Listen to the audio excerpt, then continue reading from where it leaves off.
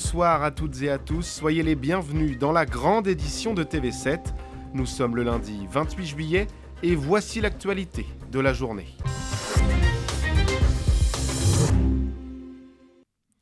En 4 ans, 30% des fêtes de village ont disparu en France. En cause, la crise du bénévolat et le manque de moyens financiers. Et pourtant, certaines communes continuent de se battre pour faire perdurer ces festivités si chères à leurs habitants. Camille Joanny-Cotena a pris la direction de Blasimont, dans l'Entre-deux-Mers, une petite commune de 1000 habitants qui, chaque été, accueille près de 4000 personnes pendant ces fêtes locales. Sur cette place, chaque été, près de 4000 personnes se rassemblent pour festoyer ensemble. Des festivités qui font la fierté des habitants de Blasimont. Pour un petit village de 1000 habitants, c'est connu on connaît Blasimont. Blasimont avec ses marchés de producteurs aussi. Et puis les fêtes depuis les années 60. 4000 personnes sur la place. Là. Et ça donne quoi, 4000 personnes sur la place publique ? Partout. Il y en a partout. L'occasion pour les plus jeunes de se divertir pendant leurs vacances. Quand on me dit qu'il y a une fête, moi, le lendemain, je suis excitée. Parce que j'adore les fêtes, moi. Les fêtes, il y a une fête. Et qu'est-ce que tu fais pendant les fêtes ? Je danse, je me fais des nouveaux amis. Mais pour faire la fête, la municipalité a besoin de moyens humains et financiers. Et ça n'est pas chose facile. En 4 ans, 30% des villages en France ont annulé leur événement estival faute de ressources.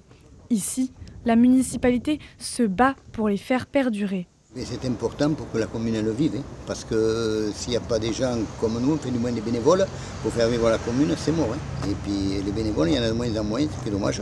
La fête locale l'année dernière, le dimanche soir, avec le feu d'artifice, les charges, tout comme ça a coûté presque 22 000 € la soirée. Une enveloppe financière considérable pour ce village de 1000 habitants. Malgré toutes les difficultés, il n'est pas question de supprimer ces fêtes locales. Parce que d'abord, tout le monde ne part pas en vacances. Tout le monde ne peut pas prendre sa voiture et aller sur le bassin d'Arcachon pour faire une festivité. On est là pour qu'il y ait une réussite. On est là pour faire confiance d'abord à nos assos, puis qu'ils aient confiance en nous. Et voilà, c'est comme ça qu'on s'en sort. Et c'est comme ça que tout le monde veut vivre et bien vivre dans ce milieu rural. Il faudra attendre le week-end du 16 août avant de pouvoir profiter des prochaines fêtes locales. Depuis quelques semaines, la ville de Bordeaux est répertoriée sur une application un peu particulière nommée Ici Toilette. Et si son nom peut amuser, le concept est lui bien trouvé. Répertorier les localisations de sanitaires publics et gratuits, un moyen simple de répondre aux besoins des 7 millions de visiteurs annuels et des habitants. Un reportage Adèle Rézère. Pas toujours facile de trouver un endroit gratuit où aller aux toilettes quand l'envie se présente, et pourtant... C'est le quotidien de tout le monde, donc il y en a besoin. Ça fait la partie de la qualité d'accueil des touristes et des autres personnes qui visitent la ville. Surtout en tant que femme ou jeune femme, on est porté, quand on a nos règles par exemple, à devoir les utiliser régulièrement dans la journée. Donc oui, je pense que c'est important que les municipalités y travaillent. Pour rendre les pauses toilettes plus accessibles, la ville de Bordeaux collabore avec l'application Ici Toilette.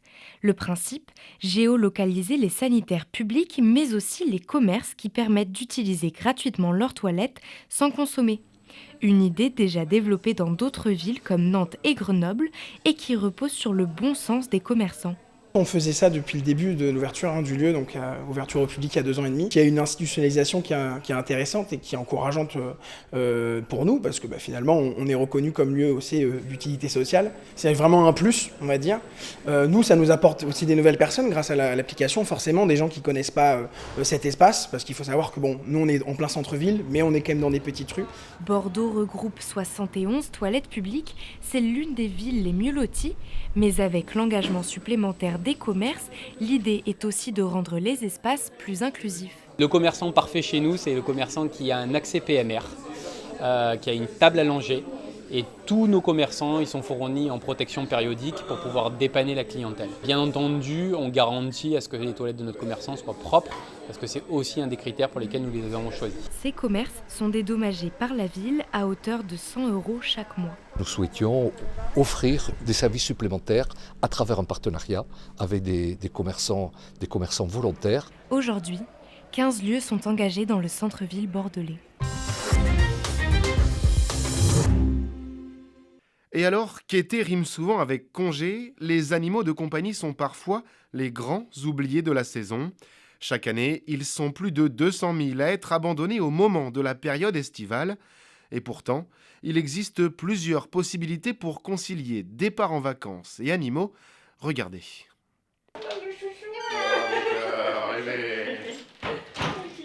Dans cet hôtel, les résidents sont quelque peu atypiques. Pas d'humains en vue, mais bien des animaux domestiques. 65 mètres carrés dédiés aux félins, l'opportunité pour les propriétaires de partir en vacances l'esprit serein. Moi, ce qui m'importait, c'était que les gens partent en vacances et qu'ils soient tranquilles. Et donc, c'était important pour moi que le chat ait tout pour son confort. Donc, le griffoir, les poufs, des espaces en hauteur, la litière... Et du coup, il puisse avoir le séjour le plus agréable possible pour lui. Un concept qui fonctionne. À 26 € la journée, près de 24 chats profitent des infrastructures tous les jours.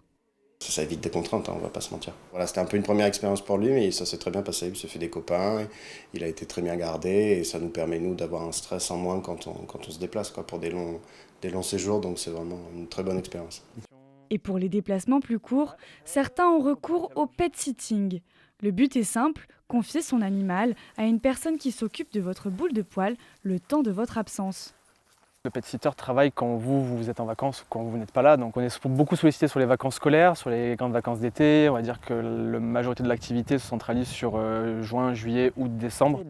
Une astuce très rentable pour voyager à moindre frais. C'est une solution qui est un peu nouvelle, je dirais, et les gens n'y pensent pas forcément. Mais voilà, le pet-sitter, c'est vrai que ça reste une solution principale avec la pension pour des courts déplacements ou pour les grandes vacances d'été. Oui. Face au grand nombre d'abandons, près de 60 000 chaque été, les solutions pour faire garder son animal de compagnie se multiplient. C'est la fin de cette édition. Merci à vous de nous avoir suivis. Passez une très belle soirée sur TV7 et à demain.